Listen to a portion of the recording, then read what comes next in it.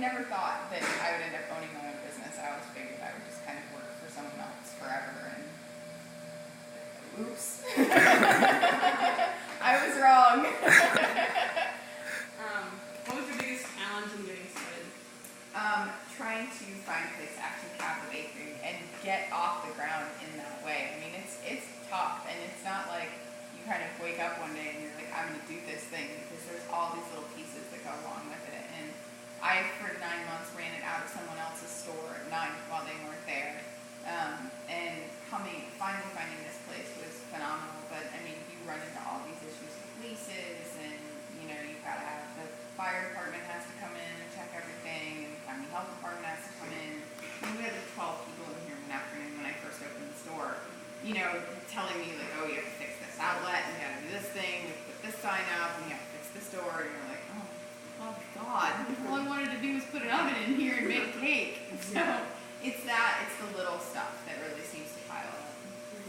So like, with all those people like saying you do this and you do that, and like all these, jump through this hoop, jump through that hoop, like, did you ever feel like, what, this just isn't worth it, or did you still want to do it? No, I still wanted to do it. I'm definitely not a go halfway kind of person. I'm like, if you're gonna get wet, you might as well go swimming. So yeah. I'll see it through to the end. Fair enough. So how long have you said you were in somebody else's place for 9 months. How long have you been here? I've been here for a little over a year, about a year and a half. But I've had the store for about 2.5 years. So were you like the Yellowbowl bakery the whole time? Yeah. Yep, sure was. How did you come up with the name Entryellowbowl? It's named after my grandmother. She taught my mom how to bake, and my mom taught me how to bake, and we always had one of those yellow Pyrex nesting bowls. And my mom used to call it the chocolate chip cookie bowl. And they made chocolate chip cookies in it together, and my grandmother and I made chocolate chip cookies in it together. And so when I was thinking about what to name the store, it kind of just seemed to fit. She did a lot of philanthropic work in the community, and she taught at Westside, and it was just seemed like the right thing to do. It's a lot of fun during the Boise down Main Streets and stuff. People come in and see her picture, and they're like, oh my God, she was my English teacher. And I'm like, so it's fun. We're going to kind of talk about more the business side of things. So what makes your business different than just any other bakery around? I guess I can't speak to. I know that I'm very picky about the ingredients that go in cakes. Like, we buy our stuff from all different distributors because I'm obnoxiously choosy about the cocoa powder and flour and sugar and things like that. I don't know how other bakeries do their buying, so I can't say that that's one of the ways that we're different. But there really isn't anything we won't do as far as the bakery is concerned. We're just a bakery. So the cake thing has become kind of our wheelhouse. We do a lot of custom cakes, but we can do just about any pastry you can think of. Okay. Do you offer like any special prices for certain events, or like special guests, or like long-term customers have special benefits? Do you do anything kind of like that? It kind of depends. Like when we're doing benefits for people, we'll cut prices. Like we do a lot of donations for Riley Children's Hospital. We've done some stuff for them. Purdue students, when they order, you get the student discount. Right now we're doing Educators Month in November, so anybody that has a staff ID card gets 10% off. So we do a lot of things like that. Can you kind of explain like how the business works, like kind of from the beginning, like how customers come in, order the cake, or can they do it online, or is it has to be done in person?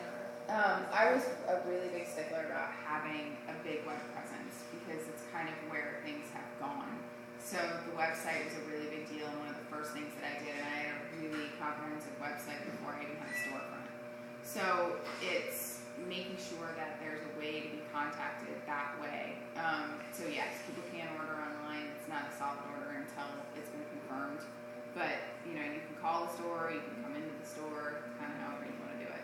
I was on your website, and you have a really good website, and it shows I just hopped on there to kind of look around. I was on there for quite a while, looking at the different cupcakes and all the designs you've done. It's a really neat website. Thank you. We're actually having it redone because it's kind of a pain to update. So we're changing it a little bit, brightening it up a little bit, making it match the feel of the bakery a little bit more. But because a lot of people come in here and they're like, wow, I thought you were 60. No.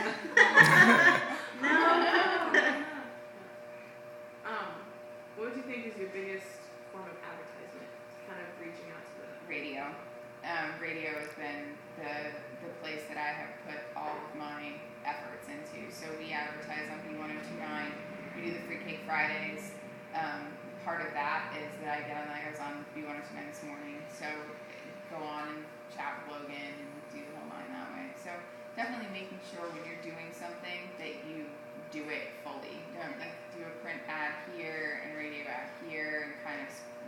spread it out. When it comes to advertising nowadays, and especially in business and marketing, it's all about branding, and it's all about making people remember who you are. And my mom teaches LED at Purdue, and she, stands in front of the class and does this whole, my kids do this, and, my daughter runs the Entryellowbowl bakery downtown, and 3 or 4 students looked at each other and went, she doesn't give a sheet, because it's part of the radio ad. So it's working, but it is that branding and making sure that you're constantly staying at the forefront of that kind of thing. So always picking one thing and going with that full force is really the way to go.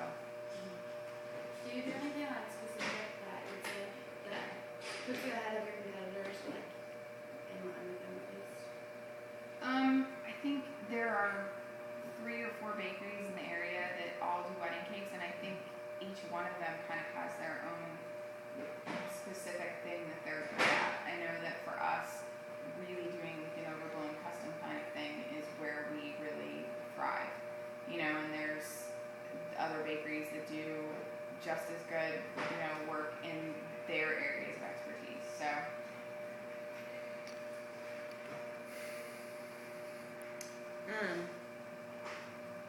Do you think there's just like a certain kind of like personality or like mentality to have as like an entrepreneur? Like maybe you need to have like a certain type of like personality to be an entrepreneur? You have to not like sleeping. Sleeping Gotcha. should not be important to you. When you do something like this, and I know for me, it is 24 hours a day, 7 days a week. Every bakery phone call goes directly to my BlackBerry, so I'm the only one that answers the phones around here. All my emails come through that way. It's bakery policy that emails get returned within 24 hours. So, That's a lot. it is a lot. And, there's 3 of us that work here. I've got 2 pastry chefs that work in the back, so I'm basically the COO, the CEO, and the owner and manager, and chief cook and bottle washer. So it's kind of, you have to be prepared to do that kind of thing. And especially if you're going to start it when you're younger, and it's going to be even harder, because fighting for relevancy is even more difficult.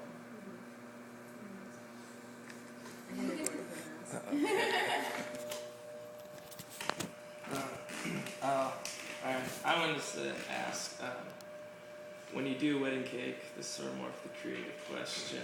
Like, do they give you input, or do you come out and say, I sort of want to do this? Like, they give you a general theme, and then you come up with like the main idea, or how does that work? It kind of depends. Sometimes they'll say, they'll be really kind of, I just have no idea, but these are my colors. Yeah. So I'll say, go online, go to Google, type in your colors and cakes, and see what you see. Sometimes I'll say, bring me 3 pictures and tell me what it is that you like about each one, and we can design a cake together.